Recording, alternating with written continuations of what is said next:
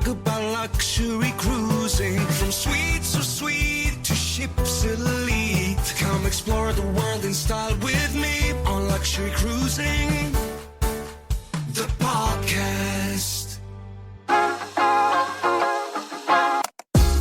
Hey, it's Krystal here.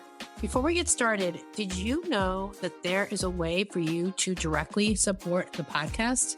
Head over to my website, luxurycruising.net, and you can buy me a latte, a glass of champagne, or even a whole bottle of champagne if you want. Leave me a note, and I'll be sure to give you a shout out on the next episode. That's luxurycruising.net. You can also leave me a note or ask a question. Okay, let's get on with the show. Welcome back to Luxury Cruising. I'm your host, Krystal Sodaitis. I'm so excited to have Kim back with us today, and she is going to tell us how her experience on Azamara turned her from a golf widow to a cruise queen.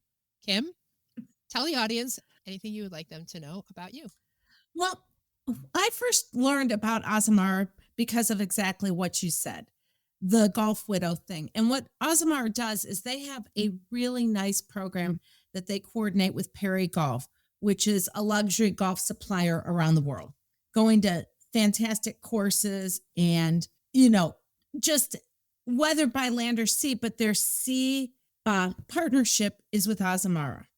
And so what they do is they set up this luxury golf experience for about 30 to 40 people. And they handle all the clubs from the minute you get on the ship till the minute you get off. So the clubs just magically appear at these amazing courses around the world. One of their most popular itineraries, as you can imagine, is Scotland and Ireland. Yeah. But what people don't realize is there's also tremendous golf courses in Japan and in France and in Spain and around the Mediterranean. And so this was a Azamara intensive golf cruise around the coast of France. Wow. Now, yeah. And this was on the Azamara journey. Mm-hmm. Azamara has 4 ships. They actually, and you probably know this, but they used to be part of the Royal Caribbean family. Right. That's right. And it was very interesting on board the ship. And there's only about 700 people on the ship. So that's a big change from, your Royal Caribbean or celebrity cruises with much larger counts. But it was interesting because as I talked to people, it was super, intriguing to me was that many of them were also celebrity loyal cruisers and Royal Caribbean, which made sense because Azamara's only been independent a few years now. Yeah, I remember sometime around the pandemic, they sort of let that part go. And that was when they were taken over by an investment company or whatever. But the good news is that people who are used to that level of service and amenities still have that. Azamara didn't change that. They let the cruise people do what they do best. Awesome. So what was really great though is they handle all this. And so in my situation, I don't golf, and I had clients who had that same thing, but their spouse does. This is the perfect compromise. Give us an idea of who is the type of person that would take a cruise like this? How are the days structured? What was the itinerary? Give us some background on that. Well, I would say the bulk of the people are empty nesters. They do not have a children's program on the cruise ship. Now, they're not adult only, but definitely I think small children who are looking for water slides and merry-go-rounds and water parks, they're not going to find that. So it's going to take a sophisticated child, but for the most part, I would say the people are empty nesters and retirees with a sense of adventure. And love that.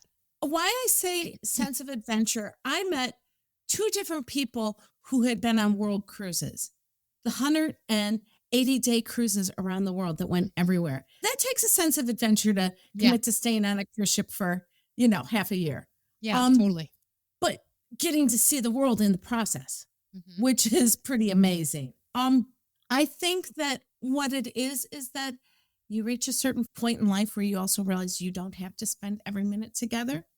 As an empty nester myself, I can relate to that. Yes.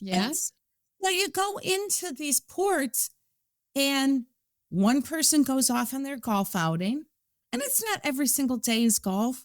And so you're not a golf widow or a golf widower, but one day is golf, the other day is exploring. And with Azamara, the other thing, even if you spend the day golfing, they have late night stays.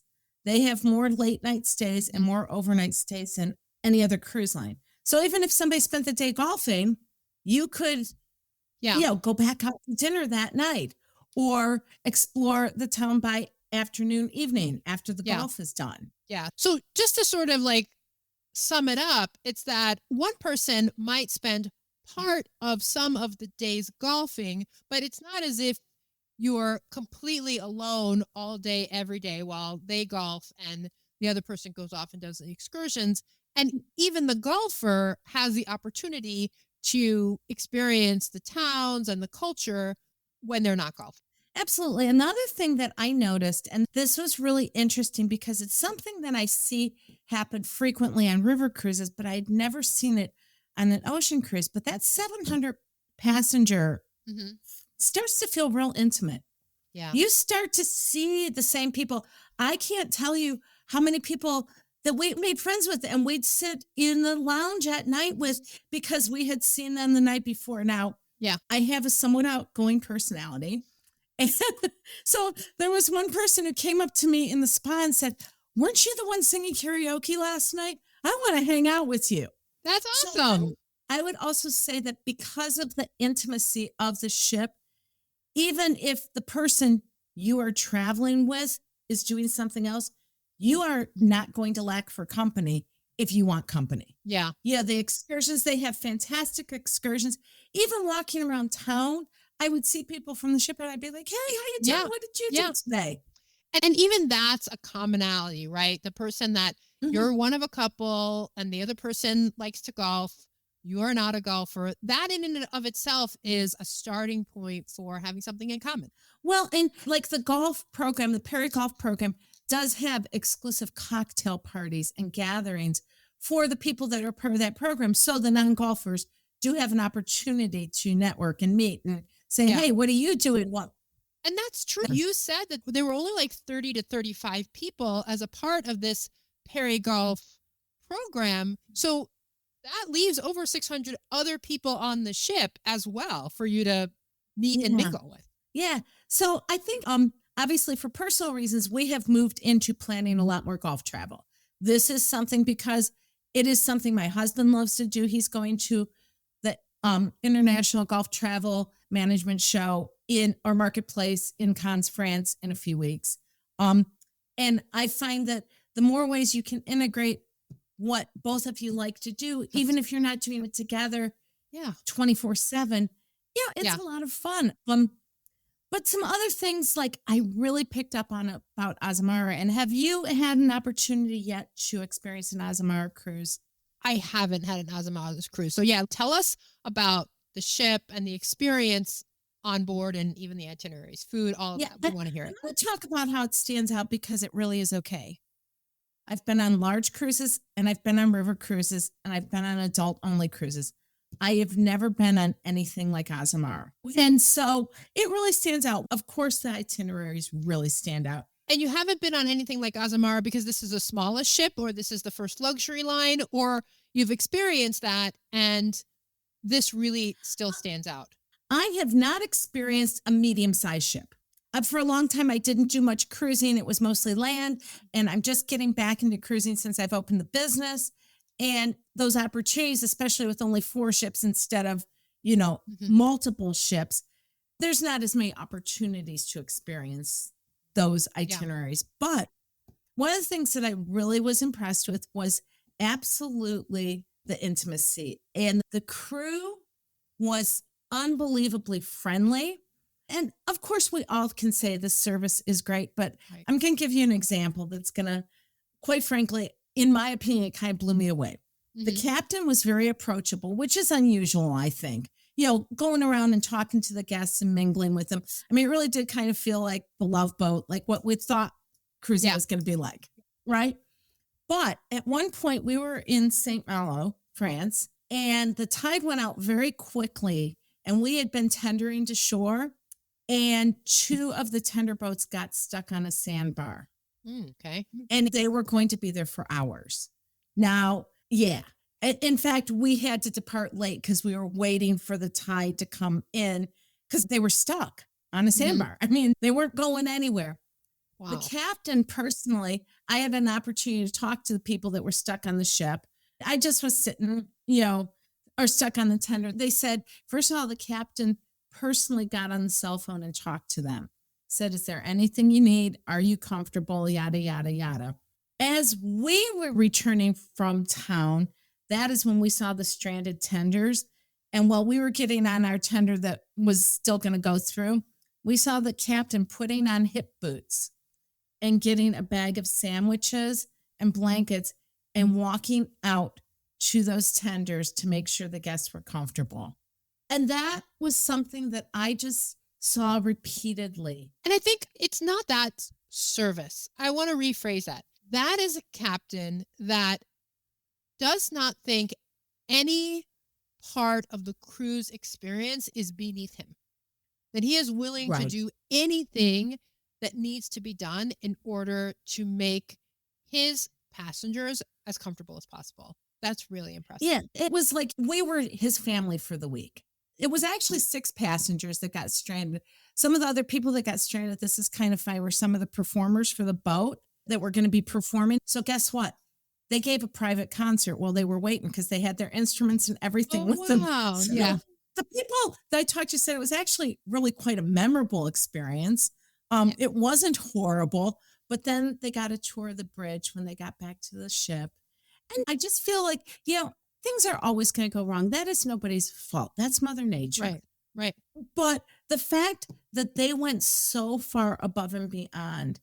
And the other thing, and I know every cruise line does this, but when they have the parade of the crew on one of the final gala nights and just seeing everybody come out with all their flags from their home countries. Yeah. And it was really moving just to see how many people had been so far away from home. One of the people we talked to had told us that she had such a work visa that was set up in such a way that for 2 years, she couldn't even step off the ship. Oh, wow. Yeah, 2 years. There was so much I learned on this cruise. I just don't even know where to start. I feel like I'm just got word salad all over the place. But one of the people that I met who had been on several Azamara cruises and did discover that the passengers are very, very loyal. I would say once you are on Azamara, you want to do it again. Yeah. I didn't talk to anybody who said, I never want to do this again. Yeah. I interviewed someone else about an Azamara trip around Ireland, and she said that there were multiple couples that would spend 6 months at a time on the ship. Yes. Yeah. And you had that too? You had that phase. Experience as well? Yes. It was really mind-boggling to me to see how truly loyal, but not really once I saw what happened when something went wrong, how the captain just stepped up. Yeah. I mean, yeah. So what we learned, from this very loyal couple that we met who were gracious enough to come and show us their owner's suite too. I felt it was a little invasive to take pictures, but when I say the owner's suite is gorgeous, it is gorgeous. And I would recommend to anybody that is considering an Azamara cruise, if you can upgrade to a suite category, it is worth it. It is that extra space. Especially the bathrooms on the veranda level are the smallest bathrooms ever. Like, I'm not a huge person, and those showers were really hard for me to shower in. Okay, so this is good to know. So in terms of the room, veranda's comfortable, but small bathroom. And they had these spa showers with like 6 shower heads that spray out the side. And the rainfall thing, they had a steam room up there. They have towels. They have all the shampoo and everything. So I just threw on my bathrobe and walked up to the spot of my shower tip. Yeah, that's a great tip to have a luxurious. If you're in a veranda stateroom and that's what you can afford in order to experience an Azamara ship, but you are looking for a luxurious shower experience, just go to the spa. Yeah. And let me tell you, that's where I made a lot of friends too. As I'm talking behind, you're sitting around with the towel and everybody's like, don't tell anybody. Don't tell anybody. But that's not a secret I can keep to myself very well. What were some of the notable differences between the veranda stateroom and the suite? Well, a full-size bathroom, a real bathroom with a tub. Yeah. Beautiful balcony with a table and chaise lounges, a sitting area, Mm-hmm. a fully stocked bar and refrigerator, a butler service. Just Yeah. it was a king size bed, Yeah, always nice. wardrobe and closet spaces, that, Yeah. and you were at the end of the ship. So you had just the sea to look out at. It was really, really pretty. Nice. That was the owner suite. Yeah. Nice. And so, but what I wanted to say, what I learned from this couple, because they had spent so much time on these ships and everything and have done a lot of cruising. Yeah. They were the ones who kind of reminded us that these people that work on the ship and take such good care of us rarely get to leave the ship. Yeah. And so we had met them when we were coming back from town one day, and she's got this bag of snacks and groceries. Because if you've ever noticed, if you're on the shuttle with the crew, they've got bags of chips and candy and snacks. Yeah. Yeah. So she would ask her cabin steward every day, what kind of snacks can I bring you from town? Yeah. Salty or sweet? And she would run to a store and get a bunch of snacks. So I was like, I love that idea. Yeah. So we were like Santa Claus. I went to a grocery store one day and got a whole bunch of snacks and just went around giving care packages to everybody that we met. Because we were like, what would you like? And one guy said ramen. He wanted ramen noodles. Yeah. Yeah. That's so interesting. I mean, I wonder if the contracts are different because, or maybe where the people are from are different, or maybe where Azamara is home ported, what their home port is considered. Because I know that on other cruise lines that I have sailed on, Royal or Celebrity, the crew are allowed to get off the ship. Oh, yeah. Yeah. No, that was only one person I was referring to that hadn't been off. No, but when they get off, it's for a couple hours at a time. Yeah. And if they're just going grocery shopping, or maybe they actually want to see something, so I should specify, no, Azamara does allow their staff to leave the ship. It's just that, like any cruise ship staff, it's very limited time off the ship. Right. Yeah. Yeah. It's just one person. It sounds like Azamara doesn't do the same itinerary, like back and forth all day. When you think about a contemporary cruise line, let's say you want to go to the Med, you could do like a 1 week Eastern Med and then the next week Western Med. And that ship is just going back and forth all summer long. Azamara actually rarely does the same itinerary twice.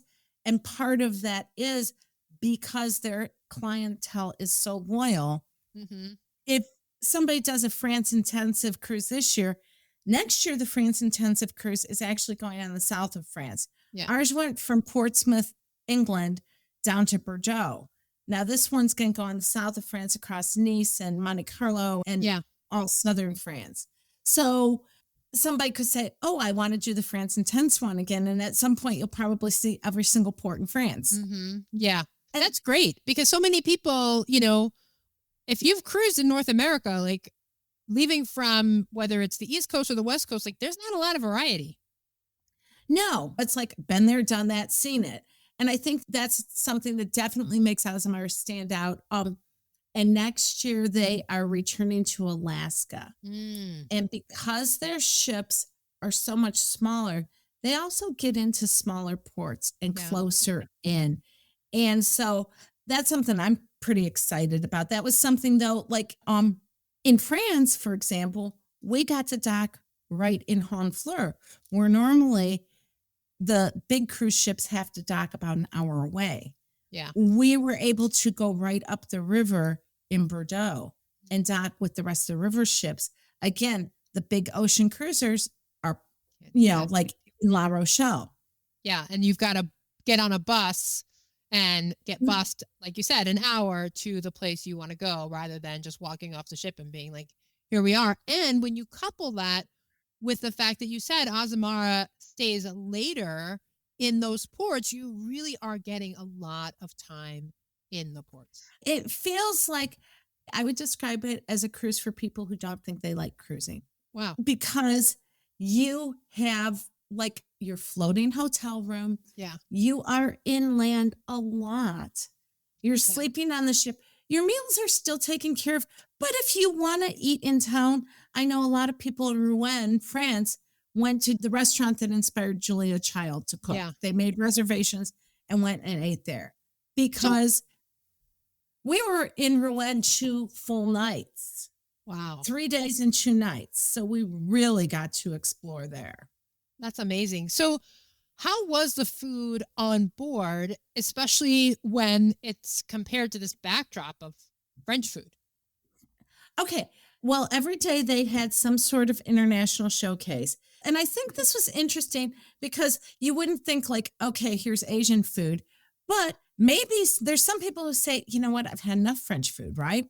Mhm. But there was always some regional specialties. And one night they did this amazing in the Cabaret Lounge French delicacies, like it was a happy hour. Mm, And they yeah. just served all of these cheeses and pastries. And oh, it Yeah. was tremendous. It was the most beautiful display. And I'm a food person, so I get excited Yeah. about this. But the restaurants had a wonderful assortment. I don't think I had a single bad meal. The last night I did the chef's table, and it was some of the most innovative and exquisite food I've ever Yeah. tasted in a restaurant or at sea. It Wow. was super cool. Wow. Yeah. And that was like a 6-course tasting Yeah. menu of things with wine pairings. And that was a little bit of a splurge. And for me, if you're a foodie, I feel like that's very much worth it. Yeah, because the chef's table isn't included in your cruise fare. Right. Correct. And we had done an upgrade package so that we would have shore excursion credit, spa credit, and dining credit. And we applied the dining credit to the chef's table. Okay. Yeah.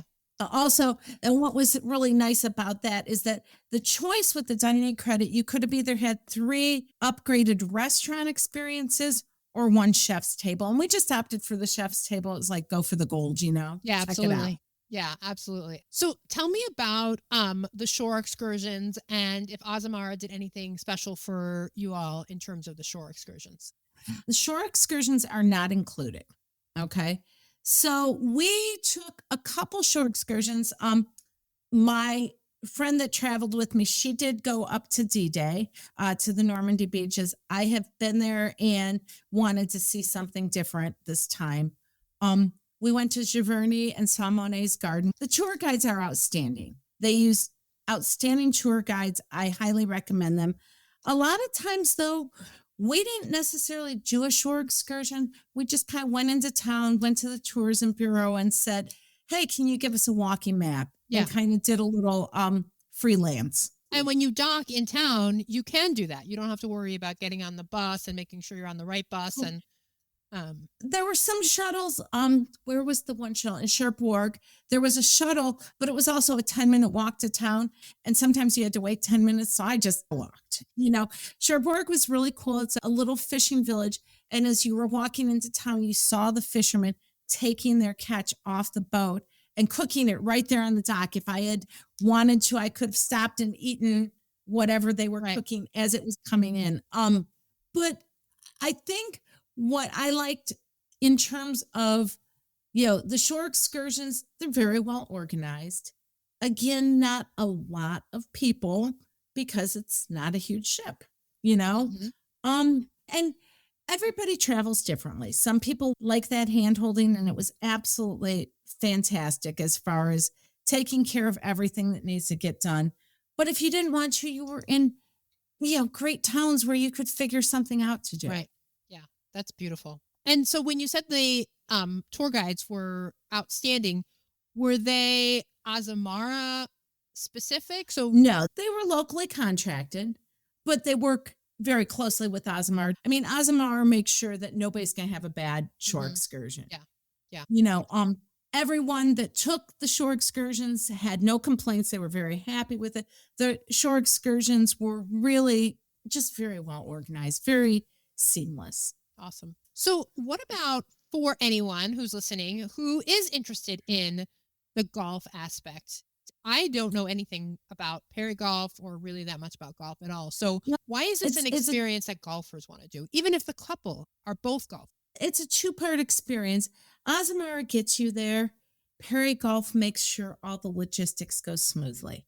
So Perry Golf handles all your clubs. I mean, can you imagine if you had to store your golf clubs in your cabin, which is small, and haul them out off the ship every day, and in the elevator with 4 other people, there's hauling their golf Then clubs. figure out then, okay, now I have to get a taxi or something, but I have to make sure it's big enough to hold my golf clubs because you're not going to get Which in in your Europe typical could be an load. issue. Right. So that is all handled. Then you get to the course and your clubs are just waiting there for you and Yeah. they've arranged the tea time that you don't have to worry about arranging tea times, which can be a little tricky when you are also dealing with a cruise ship itinerary. Yes. You know, yes. especially if you have a short time and you can't get the earliest tea time and you can't get off the ship in time, Yeah. you know. And so all that logistical stuff is taken care of and you get to golf at world-renowned golf courses. Yeah. Let me ask you this question. So I may be showing my ignorance, but I'm sure when you get your tea time, you have to pay up front. So if the ship is delayed and you miss your tea time, what would happen? Well, that's Perry Golf. You pay Perry Golf and they handle all that. So they are the ones who have arranged the tea times and stuff like that. And if there's a delay, it's going to be like any other sort of thing. There was one course that they had to change because there was too much rain. And so they compensated them to make sure that that worked out. But they took care of all those arrangements. Yeah. So basically, all you have to do is show up with your best game. Amazing. Amazing. So what's the best way if someone wanted to book a Perry Golf experience? Let me ask you this. Does Perry Golf pair with other cruise lines or just with Azamara? No, it's an exclusive pairing with Azamara. Now, Perry Golf does their own land things, but this particular product is unique to both Perry Golf and Azamara. And so it's kind of a chicken and egg thing. It's delicate timing. First, you have to make sure, does Perry Golf have openings on that sailing? Because, for example, their Ireland and Scotland ones sell out very quickly. Yeah, I bet. But do they have openings on that sailing? And then you go back to the cruise line and say, okay, what category of room do you want? Because what Perry Golf says is that I have 40 openings. Yeah. We're not going to tell you what category of cabin to book. So they don't book the cruise part of it. They just let you know if they have openings for golf. Then you go and see, does Azamara. So this is, again, why you use a travel professional. Absolutely. Talk to a travel professional. This is one of my areas of specialty. But yeah, it's the coordination of making sure Perry Golf has the openings and then making sure Azamara has the category of room that you want. I had a client who wanted a suite and there wasn't a suite available, though there were golf spaces available. Yeah. So they didn't take that cruise. They did a different one. And so it really is just having somebody who's going to make the conversation happen between making sure both pieces are available. I talk a lot on this podcast about the importance of booking early. So how far in advance do these spots generally become available so that if you do want the suite or a higher end suite, you know to book it as soon as possible after it drops? You know, I mean, there's really no such thing as booking too early. I mean, people are booking for 2027 already. Yeah. Okay. And if you know that you want to do something, yeah, you need to book early. I can't say, well, you know what? I think this cruise, 8 people are going to take up all the suites. You know, I know that that cruise will sell out, but I don't know what category necessarily is going to sell out first. But just knowing that there's 8 of these owner suites on the ship, that means you need to be in the first 8 people booking. How far in advance do they usually open up the booking? You can book a year in advance. Yeah. Yeah. And you can even hold space. You know, I mean, that's why they do the future bookings on the ships. And rest assured, if you love it and you've worked with your travel agent, they will get credit even if you book on board. Right. And sometimes booking on board is a really smart thing to do if you know you want to do a certain itinerary.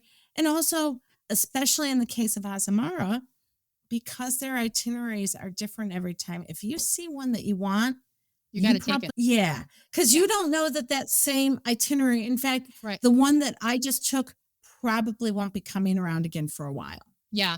And I'm sure Azamara has this. Most cruise lines do, is that you could put a deposit as a guarantee, even if you don't know the exact cruise you want to take. So, you know, in 18 months to 2 years, you want to do an Azamara Perry Golf experience. you can put down that sort of future guarantee. You probably will Yes. get some perks.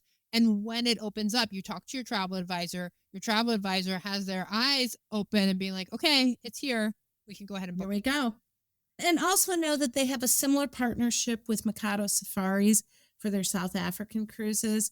And that's one of the premier names in safaris. Yeah. So there's some pretty cool ways to coordinate a land adventure with the sea experience. Yeah. And again, what's not to love about a cruise where you don't have to pack and unpack? Yes, and you get to see so many towns and experience so much, and things that, both you and your partner want to. And maybe Yeah. it's not your spouse. Maybe it's just your best friend. Well, this cruise, I took one of my friends. We don't golf, but I wanted to know what this experience was Yeah. and understand what it looked like. One of the things I don't want to forget to mention is that you can have self-service laundry on these ships. Mm-hmm. So a 10-day cruise, you don't have to pack 10 days worth of clothing. Yeah. You can have your laundry sent out. That's at an additional charge or an upgrade, but you can pack light so that you're not sitting there wrestling a ton of bags either. Yeah, that's always very nice, especially in international travel. If you've got connections, some people are uncomfortable with checking their bags. And if you want to just do carry-on, it's totally possible. Yeah. So that's just a nice perk. Yeah. Were there any fun pre or post-cruise extensions, either that you did or were available? Oh, well, this is what I would recommend. And make sure you study your itineraries closely. So, for example, the last day of our cruise, our last stop was Bordeaux. We didn't get there till 3:00 in the afternoon, though. Mm-hmm. Now, we were there overnight, Mm-hmm. so we could have, stayed out on the town, but we had to be off the ship by 9:00 the next day. Okay. And Yeah.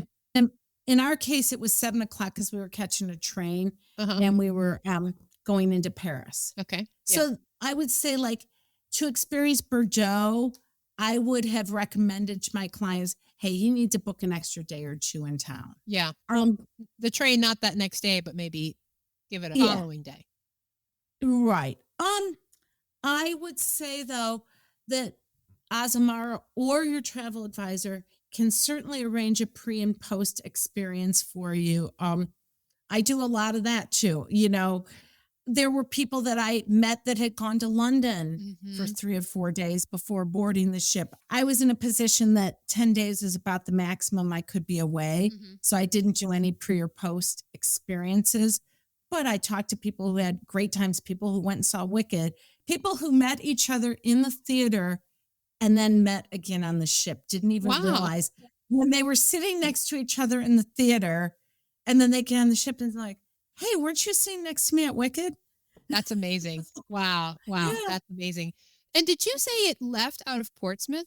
Yes. Where is that? Like, and compared to, like, I have an idea where Southeastern is, right? Oh, Right across the channel. So literally, it was a very short cruise yeah. to France. Okay.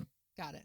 Awesome. Well, what is next? Do you have any other luxurious cruises planned? I do have some luxury plans on the horizon.